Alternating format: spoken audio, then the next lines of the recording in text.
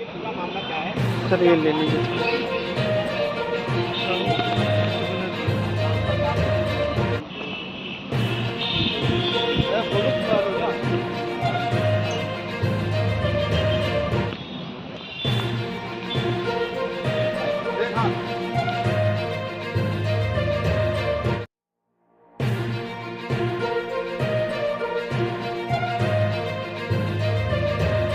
आज श्री कृष्ण जन्मभूमि मामले में ठाकुर केशवदेव जी बनाम यूनियन ऑफ इंडिया में जस्टिस मयंक जैन साहब की अदालत कोर्ट नंबर 71 में आज इस मामले की सुनवाई हुई और जिसमें कि हमने अपना पक्ष रखा।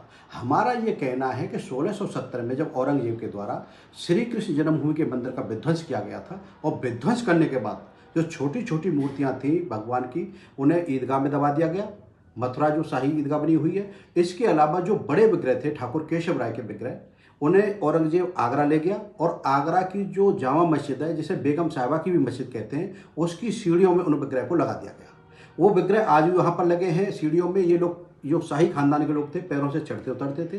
तो इसी को लेकर के हमने एक केस दाखिल किया था और ये केस ट्रांसफर होकर के उच्च न्यायालय इलाहाबाद में आज उसकी सुनवाई हुई। तो हमने माननीय न्यायालय के समक्ष चाहे माशरे आलमगीरी साकी मुस्तक खान की किताब हो, उनको भी एविडेंस के रूप में रखा। इसके अलावा मथुरा मेमोर एफ.एस. ग्राउस की पुस्तक थी, उसको भी हमने एविडेंस के रूप में रखा।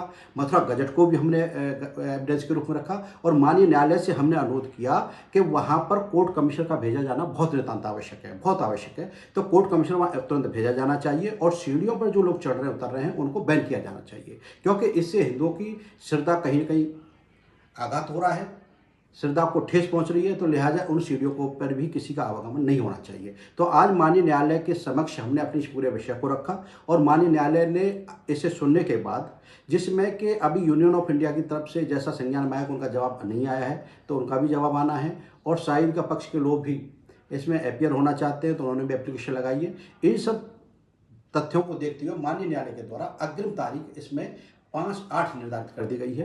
5/8 को इस मामले को पुनः सुनवाई होगी और इसी बीच हमने न्यायालय से यह भी अनुरोध किया था कि वहां पर कोर्ट कमिश्नर की नियुक्ति कर दी जाए।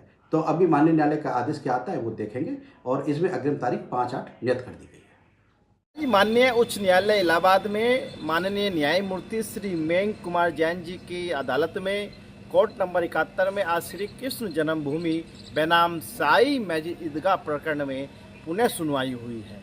वाद नंबर 3, जिसमें उनके वादी के द्वारा यह बात रखी गई कि यह जो श्री कृष्ण जन्मभूमि पर जो हमारा मंदिर तोड़ा गया था और जहाँ वहाँ की मूर्तियाँ थी उनको आगरा एक मस्जिद में एक सीढ़िया में दबाया गया है, वहाँ उस आगरा मस्जिद का सर्वे हो, जिस कारण इस केस की पहले सुनवाई नहीं हो पाई थी क्योंकि ये विषय आगरा को लेकर था। परंतु आज माननीय न्यायालय ने पुनः उनको एक अवसर दिया है और उनसे उनकी बात सुनी है। साथ ही वाद नंबर 10, जिसको अदम पैरवी के कारण वादी की जो पैरवी थी वो न्यायालय में नहीं जा पा रहे थे, जिसमें निचली अदालत मथुरा न्यायालय ने ही सिविल जज सीनियर डिवीजन मथुरा ने उनको खारिज कर दिया था। वाद को उन्होंने पुनः रेस्टोरेशन प्रार्थना पत्र उसमें दाखिल किया था, जिसमें माननीय न्यायालय ने आज उनकी पुनः सुनवाई की है। क्योंकि उनके पास कोई प्रार्थना पत्र नहीं था तो माननीय न्यायालय ने ही उनको उपलब्ध कराया। अब वो अपना ऑब्जेक्शन उस पर दाखिल करेंगे। अग्रिम सुनवाई दोनों केसों में 5 अगस्त 2024 में होगी। अब देखना है कि इन दोनों केसों में भी क्या अन्य देशों केस के बराबर कार्रवाई होती है क्या। वाद नंबर 1 से लेकर 18 तक माननीय न्यायालय ने वाद नंबर 3 और 10 को छोड़कर सभी में अपना फैसला आदेश 7 नियम 11 वाद की पक्षनिष्ठता को लेकर वाद चलने योग्य है नहीं है, इस पर अपना फैसला सुरक्षित रख लिया था। अब वह फैसला भी जल्द आने वाला है।